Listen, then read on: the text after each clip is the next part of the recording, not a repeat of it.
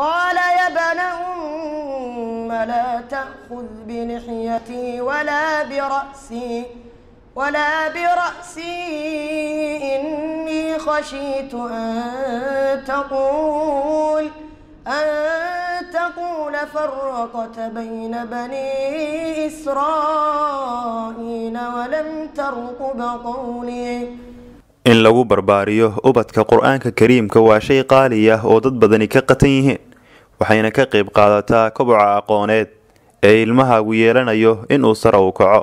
madarasada al-shaatibi oo ka mida madaarista sida weyn ugu caanbaxay ku barbaarista ardayga qur-aanka kariimka ayaa habeenkii xalay kusoo bandhigtay magaalada laascanood ee xarunta gobolka sool ku tartamayaal dadaal iyo juhdi ku bixiyey qur-aanka, waxaana la guddoonsiiyey kuwoodii kaalmaha hore ka galay abaalmarino rasmiya.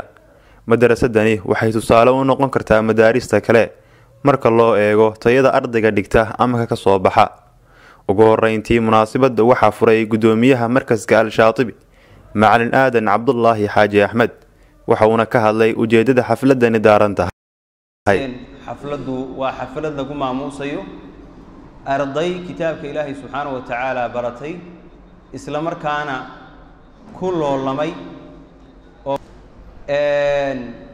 waxa weeyaan sida aad markii horeba maqlayseen xafladu waa xaflad lagu maamuusayo arday kitaabka ilaahay subxaanahu wa tacaala baratay isla markaana ku loolamay oo waxa weeyaan annagoo ka duulayna falyatanaafasil mutanaafisuun waxa wanaagsan oo waxa weeyaan khayrka ah waa lagu tartamaa.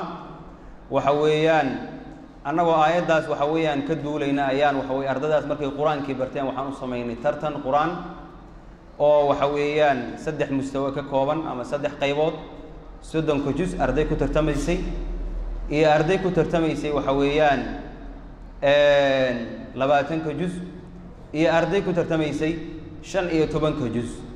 ardadaas duuduub ahaan waxay dhamaayeen 26 arday. waxaan ka qayb gelin tartanka 3 arday oo kaliya, inta kale tartanka way ka qayb galeen. halkana maanta caawa insha Allah taala waxaynu ku abaalmarin doonaa ama ku xusi doonaa 9 arday oo kamid ah ardadaas. waxaan kaloo u mahadcelinayaa oo aad iyo aad ugu mahadcelinayaa una bogaadinaynaa markaska shaatibi oo ah mu'asasad ama xarun kitaabka ilaahay danaysa baristiisa iyo inay soo saarto rag qur-aanka yaqaana oo si aad iyo aad u fiican oo mujawidin ah oo waxa weeye ka duwan madaarista kale ee magaalada laga helo. waxaan ugu hambaleynayaa macalinka iyo maamulka macadkaba dadaalka fiican ee ayna tuseen 2 sano ugu dambeeyayba san qiyaasiyo oo anigu aan xafladaha kala qayb galayay. intii kulankan qiimaha badan ee aynu isugu nimi dhiirigelinta ardayda ku tartantay qur-aanka kariimka ah, waxaan leeyahay ilaahay ardayda ha barakeeyo, inana ilaahay kulan mubaarak ah inooga dhigo. runtii sidii culimadii iga horeysayba ay sheegeen waa kulan marka la eego meesha aynu isugu nimiyo masaajid ilaahaya, ujeeddada aynu isugu nimiyo qur-aanka ilaahay subxaanahu wa tacaala iyo barashadiisa iyo dhiirigelintiisa. ilaahay waxaan ka baryaynaa inuu ilaahay acmaasha khaalis inooga dhigo, ardayda qur-aanka ku tartantayna kuwa muntaficiina ilaahay inta ka gadaal waxaan runtii aad iyo aad ugu mahadcelinaynaa una ducaynaynaa markaska imaamu shaatibi lilqiraa'aat. alla subxaana wa tacaala idaaradiisa macallimiintiisa iyo ardaydiisaba alla ha barakeeyo. runtii wax lagu farxo oo indhuhu ay ku doogsadaan buu inoo soo saaray dhalintaas akhriyeysa